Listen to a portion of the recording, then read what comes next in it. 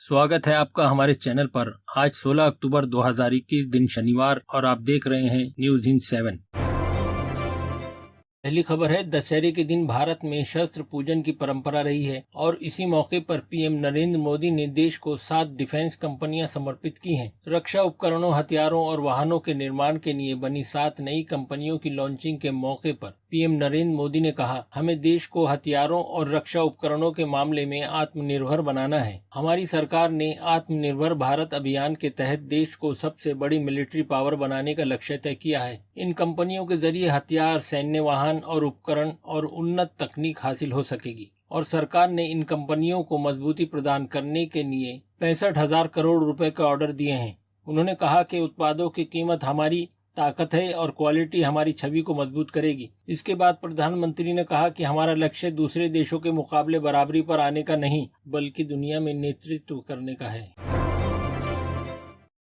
अगली खबर है, उत्तर प्रदेश, उत्तराखंड और पंजाब सहित 5 राज्यों में विधानसभा चुनाव अगले साल होने हैं, लेकिन चुनाव आयोग अभी से तैयारियों में लग गया है। आयोग ने गुरुवार को इन सभी राज्यों में अधिकारियों की तैनाती को लेकर दिशा निर्देश जारी किए हैं। इसमें कहा गया है कि ऐसा कोई भी अधिकारी इन चुनाव में सीधे तौर पर नहीं जुड़ सकता जो 3 साल से एक ही जिले में तैनात रहा हो। आयोग ने इसके दायरे में आने वाले अधिकारियों का ब्यौरा भी जारी किया। साथ ही इसको अमल में लाने की रिपोर्ट आयोग को 31 दिसंबर तक उपलब्ध कराने के निर्देश दिए गए हैं। अगली खबर है, अफगानिस्तान में लगातार दूसरे शुक्रवार को शिया मस्जिद में फिर हुआ धमाका। बताया जा रहा है कि इसमें 32 लोगों की मौत हो गई है, जबकि 50 से ज्यादा घायल हुए हैं। जुमे की नमाज के दौरान विस्फोट हुआ। इससे पहले पिछले शुक्रवार को भी ऐसा ही एक विस्फोट हुआ था, जिसमें करीब 100 लोगों की मौत हो गई थी। पिछले हफ्ते हुए फिदायीन हमले की जिम्मेदारी आतंकी संगठन इस्लामिक स्टेट ने ली थी। संगठन ने कहा कि हमारे निशाने पर शिया मुसलमान और उनके धार्मिक संस्थान हैं। अफगानिस्तान में तालिबान की सरकार बनने के बाद ये देश में सबसे बड़ा हमला था और आज हुए हमले के बारे में अभी और जानकारी आना बाकी है।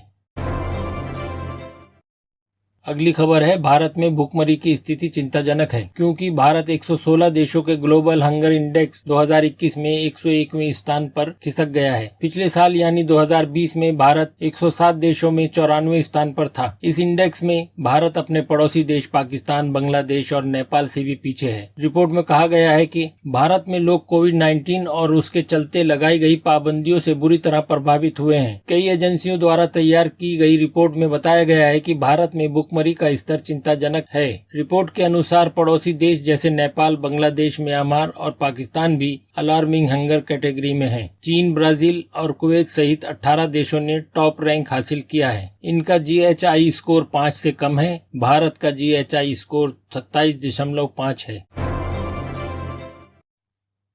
अगली खबर है, छत्तीसगढ़ में दुर्गा विसर्जन के लिए जा रहे लोगों को एक कार ने टक्कर मार दी, जिसमें एक व्यक्ति की मौत हो गई। 26 लोग घायल हो गए। यह घटना छत्तीसगढ़ के जशपुर जिले की है, जहां तेज रफ्तार कार ने धार्मिक जुलूस में शामिल लोगों को कुचल दिया। करीब 150 लोग दुर्गा विसर्जन के लिए जा रहे थे। कार की टक्कर से एक व्यक्ति की मौके पर ही मौत हो गई और 26 लोग घायल हो गए। घायलों में 4 की हालत गंभीर बताई जा रही है। पत्तल गांव में शुक्रवार को दोपहर 1:30 बजे ये हादसा हुआ। उस वक्त लोग 7 दुर्गा पंडालों की मूर्तियों को विसर्जन के लिए नदी तट पर ले जा रहे थे। तभी पीछे से आई कार ने जुलूस में शामिल लोगों को कुचल दिया। बताया जा रहा है कि कार 100 किलोमीटर की रफ्तार से दौड़ रही थी। हादसे के बाद लोगों ने कार को आग लगा दी और ड्राइवर की भी जमकर पिटाई की। बताया जा रहा है कि गाड़ी में गांजा भरा हुआ था। लोगों के गुस्से को देखते हुए मौके पर पुलिस तैनात कर दी गई है।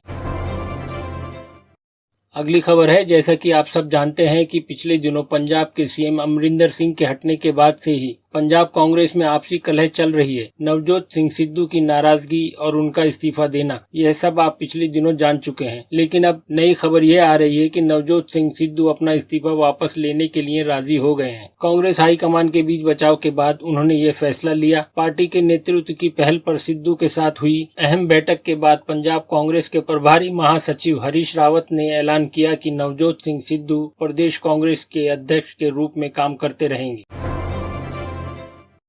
अगली खबर है, एक तरफ देश में दर्जनों पावर प्लांट के सामने कोयले का संकट है और सरकार किसी तरह उन्हें कोयले की आपूर्ति करने में जुटी है। लेकिन कुछ प्लांट 1 महीने का स्टॉक होने के बावजूद पर्याप्त बिजली नहीं बना रहे, क्योंकि आयातित कोयले से लागत कई गुना बढ़ गई है। बढ़ी हुई कीमत पर बिजली बेचने की स्थिति में नहीं है। वहीं केंद्र सरकार ने इन बिजली प्लांट को सख्त चेतावनी दी है कि उन्हें हर कीमत पर कोयले की उपलब्धता बढ़ाने और प्लांट को भी चलाना होगा। केंद्र सरकार ने साफ तौर पर चेतावनी दी है कि अगर बिजली कंपनियां बिजली खरीद समझौते के तहत बिजली की आपूर्ति नहीं करती हैं, तो वो तुरंत हस्तक्षेप करेगा।